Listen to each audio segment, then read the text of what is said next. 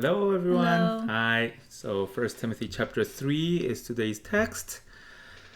It's just kind of basically the overall theme is the whole qualifications of overseer and deacons and things like that. And the saying is trustworthy if anyone aspires to the office of overseer. So, first of all, we can say, well, hey, this is something you can aspire to. It's Mm-hmm. not. And what's missing actually in this criteria is this kind of special mystical calling that the modern day church expects actually from an overseer. By the way, overseer is used interchangeably in the New Testament with elder and pastor.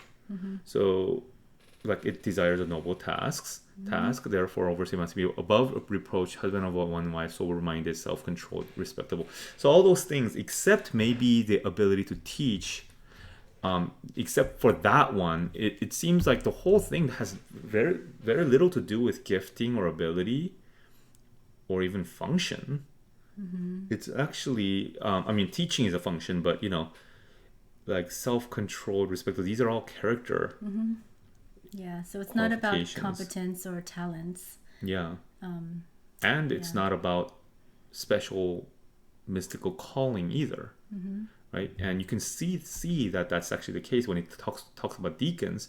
It's very similar, except the teaching part. It's like, yeah, there's all these character issues once again, Mm-hmm. and it says let them be also be tested first. What. So it's like what this is actually suggesting is that there's a slow ramp. Hmm. You get tested, like, Over time. yeah, over Yeah. time, and let them serve as deacons if they prove themselves blameless. So again, it's not some one-time calling for a mystical experience calling that people are waiting for, and until then, I don't have to do anything. Well, what this picture is kind of talking about is this kind of a everybody is sort of on a Mm-hmm. aspiring to it. That's a good thing, and you're Mm-hmm. sort of being tested and you're growing Uh-huh. in these character.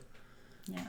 So because it would be silly to say, well, I don't want to be a deacon, so I can be greedy for dishonest gain and addicted to much wine. Mm-hmm. That's not what we're talking about, right? So Yeah.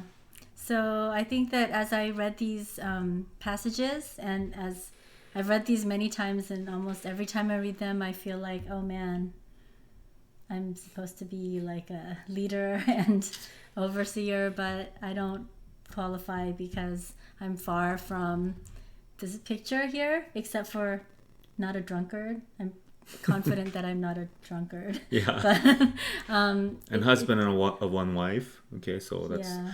like that's So kind of interesting because Sarah and I were talking about this, and her experience of this list is like, oh man, like this is really hard. And I think most maybe that's a case for sisters. I think, yeah, we're kind of Maybe conscientious and we feel yeah, like, man, even, like even greedy for dishonest gain. Like, I may not appear that way, but I know in my heart, like, I do want that.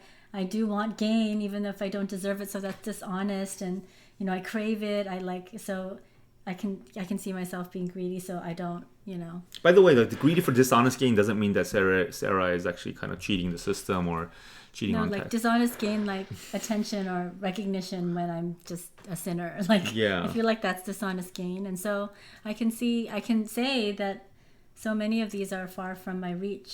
So how Hmm. should we look at this? Like, should I then give up and say I can never be? Maybe this is where like the men and women can provide a really good corrective balance for each other because I think most men would look at this list and say, "Ooh, ooh, that's a challenge, but man, yeah, I want to aspire to that. I'm almost there. Not well, maybe not almost, but like, yeah, I'm kind of dignified. I'm not double tongued, really. Am I kind of double tongued sometimes? But like, so it's interesting. She would say, not all the time. Like sometimes I am, so that disqualifies me.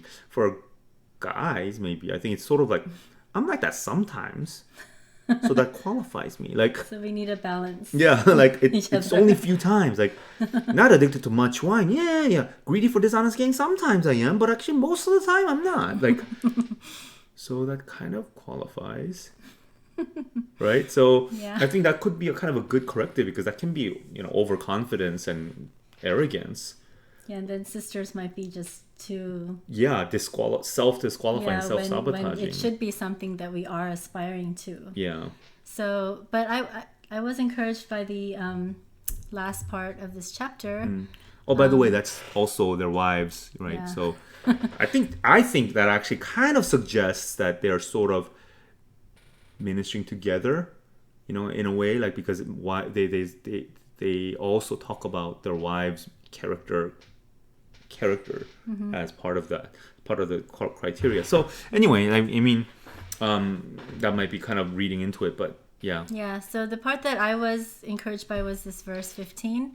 If I delay, you may know how one ought to behave in the household of God, which is the church of the living God. So, how one ought to behave. So, it struck me that all of these character qualities that it's talking about isn't something like special for special super Christians, but all of us, as part of the household of the living God, or the church of the living God, we need to aspire to grow in our character in this way. And so I've experienced personally that as I take my place in the household of God, as I hold on to the pillar and buttress of the truth of the gospel, even despite whatever character issues I know that I'm lacking, it has helped me to grow.